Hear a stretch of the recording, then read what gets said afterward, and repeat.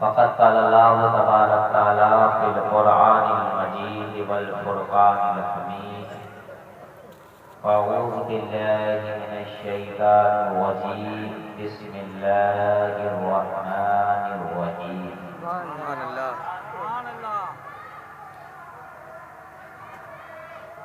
قل لا أسألكم عليه أجرا إلا المودة في القربى سبحان اللہ حسین منی وعانا من الحسین صدق اللہ مولانا عظیم وصدق رسولہ النبی الامیر المتین الکریم ونحن على ذلك لمن الشاهدين والشاكرين والآمنين والآمنين والحمد لله رب العالمين. شمع رسالت کے پروانوں،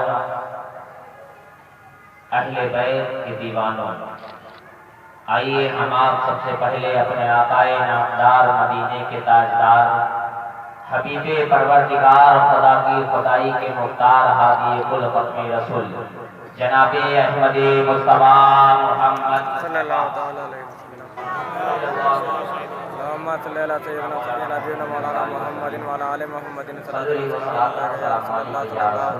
وسلم.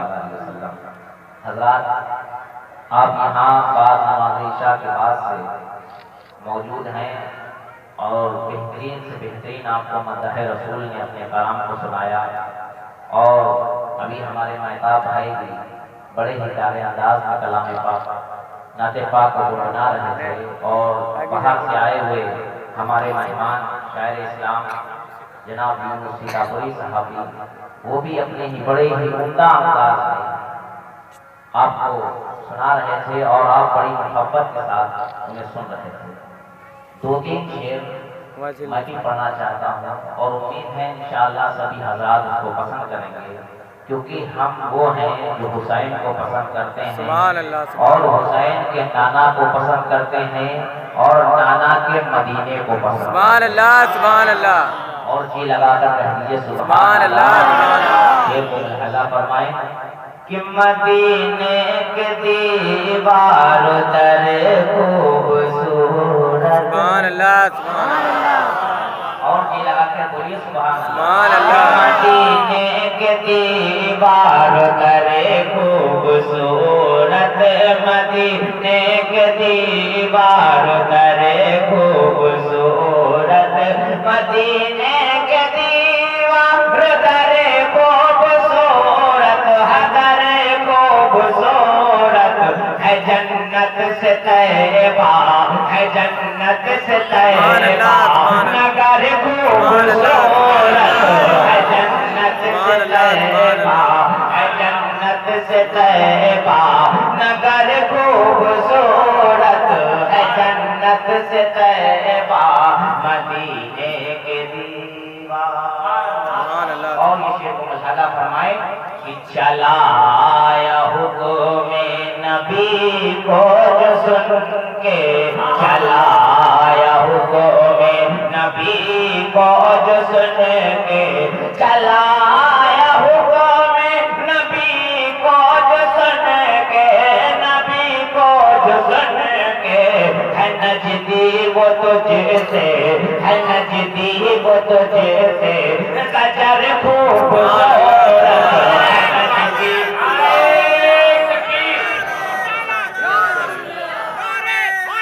یا حسین چلایا حکم چلایا حکم چلایا حکم نبی کو جو سن کے، چلا آیا حکم چلایا حکم کہ چلا آیا حکم نبی کو جو سن کے، نبی کو جو سن کے ہے نجدی وہ تجھ سے، ہے نجدی وہ تجھ سے سجر خوبصورت ہے نجدی وہ تجھ سے. سرکار دو عالم صلی اللہ علیہ وسلم کی بارگاہ میں ایک یہودی آیا، اس نے کہا یا رسول اللہ میں آپ پر ایمان لے آؤں گا اگر آپ مجھے کوئی معجزہ دکھائیں. تو تو حضور نے اس کی طرف یہودی کی طرف دیکھا، اس نے کہا یا رسول اللہ یہ جو سامنے درخت کھڑا ہے، شجر یعنی پیڑ ہے، تجھ سے وہ نزدیک شجر خوبصورت، یہ شجر جو کھڑا ہے، پیڑ کھڑا ہے، یا رسول اللہ آپ اس کو حکم کیجئے کہ وہ آپ کے پاس تشریف لے آئے، اگر یہ شجر اپنی جگہ سے آپ کے پاس تشریف لے آئے گا یا رسول اللہ تو میں کلمہ طیبہ پڑھ کر داخل اسلام ہو جاؤں گا۔ یہ لگا کر بولیے سبحان اللہ، میں کلمہ طیبہ پڑھ کر یا رسول اللہ مسلمان ہو جاؤں گا۔ تو رحمت عالم فرماتے ہیں میرے جانے کی ضرورت نہیں ہے، بلکہ تم جا کر کہہ دو کہ تم کو نبی نے بلایا، جا کے کہہ دو کہ تم کو تمہارے نبی نے بلایا ہے۔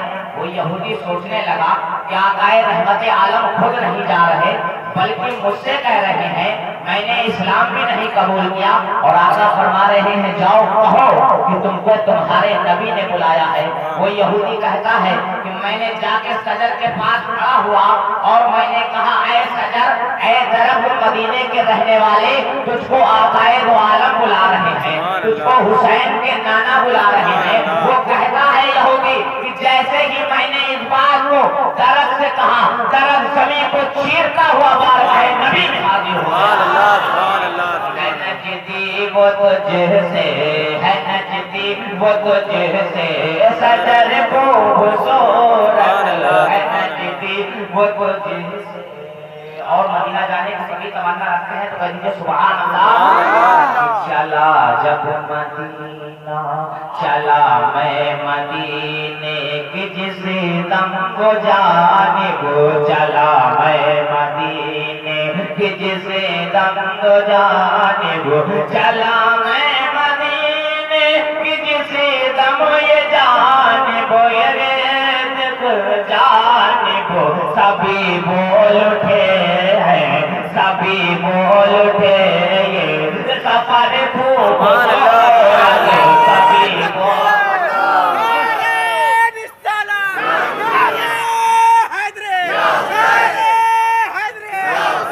اور یہ بہت ہی شعر پیارا ہے، ملاحظہ فرمائے، اور انشاءاللہ مجھے امید ہے کہ یہ شعر یا حضرات کو بہت پسند آئے گا۔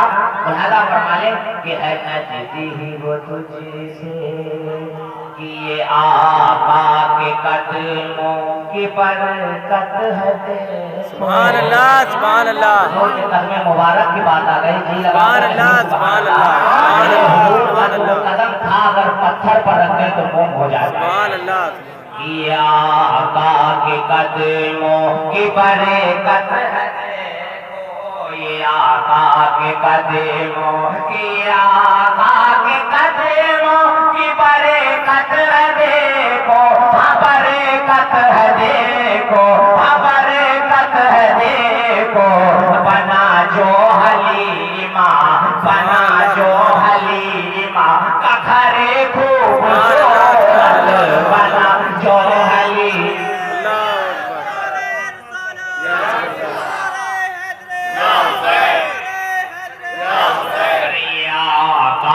قدموں کی برکت ہے، دیکھو یہ آقا کے قدموں کی برکت ہے، دیکھو یہ آقا کے قدموں کی برکت ہے، دیکھو برکت ہے، دیکھو بنا جو حلیمہ، بنا جو حلیمہ کا گھر خوبصورت، بنا جو حلیمہ کا گھر خوبصورت ہے، جنت سے طیبہ۔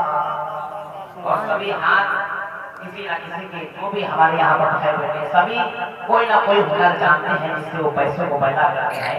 اس شعر میں میں نے لفظ ہنر کو استعمال کیا ہے، ملاحظہ فرما لیں کہ جو لکھنا بھی سیکھا ہے نعتِ نبی کو، سبحان اللہ، کہ جو لکھنا بھی سیکھا ہے نعتِ نبی کو، جو لکھنا بھی سیکھا، جو لکھنا بھی سیکھا ہے نعتِ نبی کو، نعتِ نبی کو، ہے راکب یہ تیرا، ہے راکب یہ تیرا ہنر خوبصورت ہے۔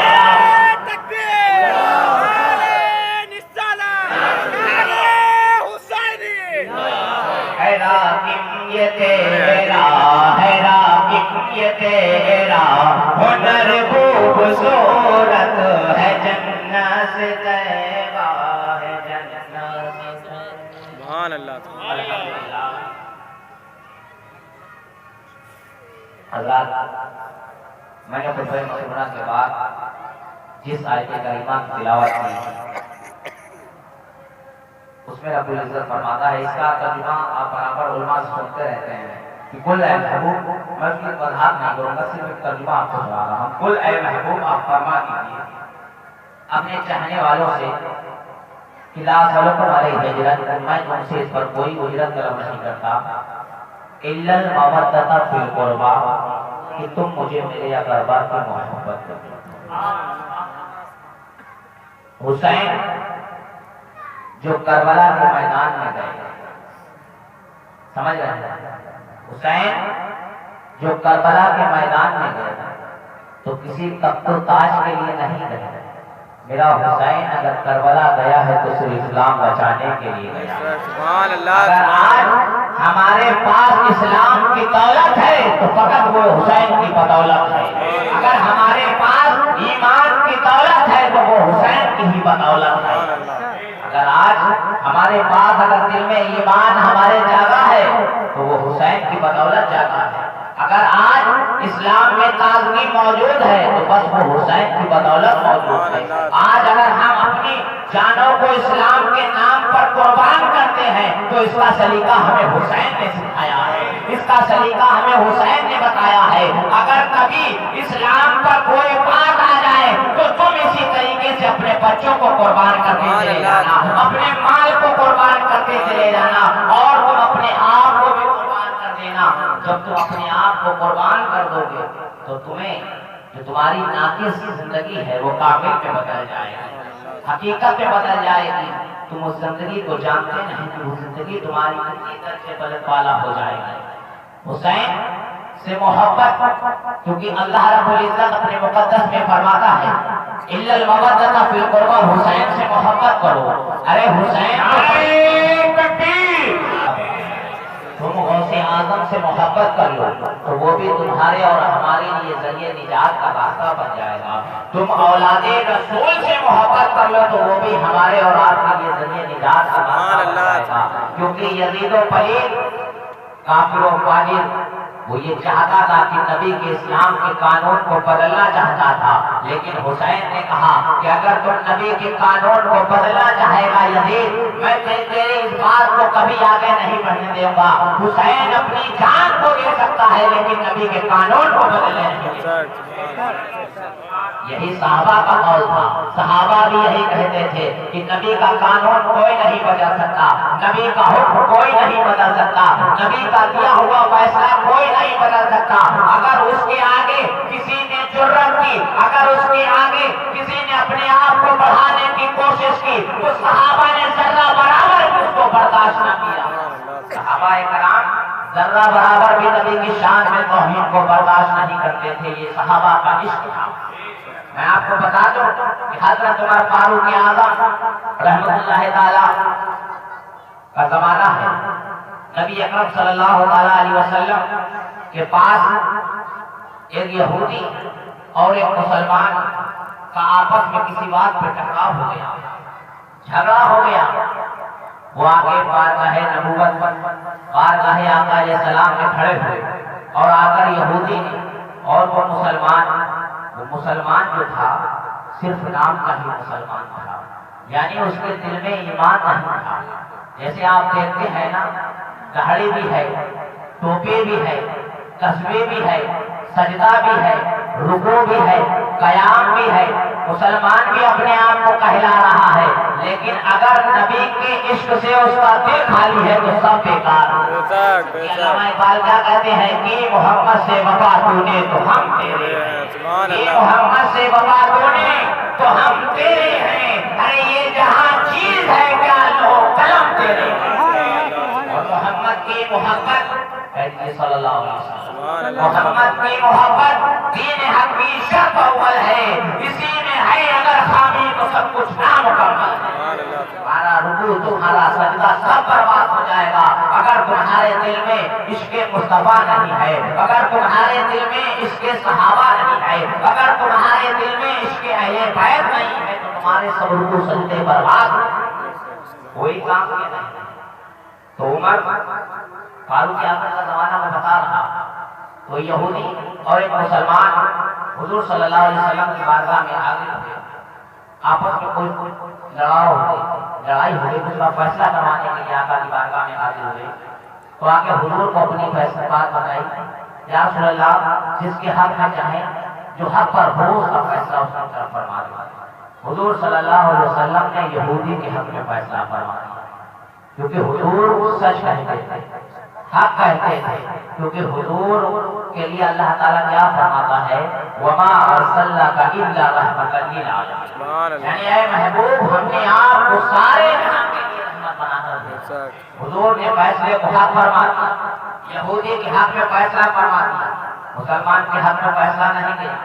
اس نے جب اس بات کو سنا باہر آیا، یہودی بھی باہر آیا، جب دونوں باہر آ گئے اس نے کہا میں اس فیصلے کو نہیں مانتا، میں اس نبی کے فیصلے کو نہیں مانتا۔ اس یہودی نے کہا پھر کیا کرو؟ تو کہا عمر سے کہوائے، عمر کی بارگاہ میں چلو۔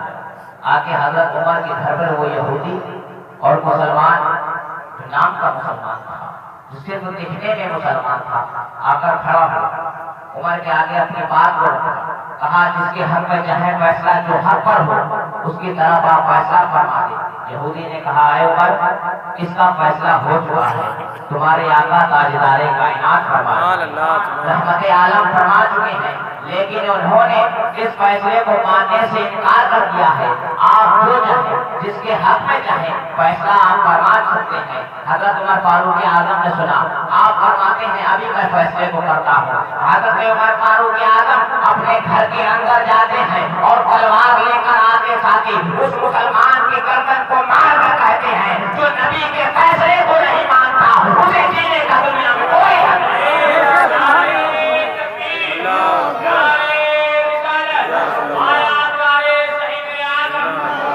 جو بھی نبی کے فیصلے کو نہیں مانتا اسے دنیا میں کوئی بھی جینے کا حق نہیں ہے۔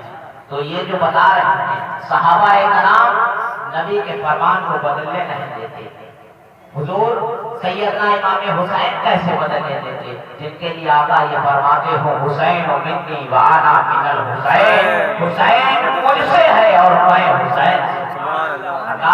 ٹائم زیادہ ہو گیا کیونکہ حضرت کی تقریر ہونی ہے اور آپ کو سونا بھی ہے اور نماز فجر بھی پڑھنا ہے، کچھ لوگوں انشاءاللہ پھر اگر ٹائم ہوا تو انشاءاللہ خطاب فرمائیں گے۔ اللہ تعالیٰ سے دعا ہے کہ اللہ تبارک تعالیٰ ہم سب کو اہل سنت والجماعت کے طریقے پر چلنے کی توفیق عطا فرمائے۔ وما علینا الا البلاغ۔ السلام علیکم ورحمۃ اللہ وبرکاتہ۔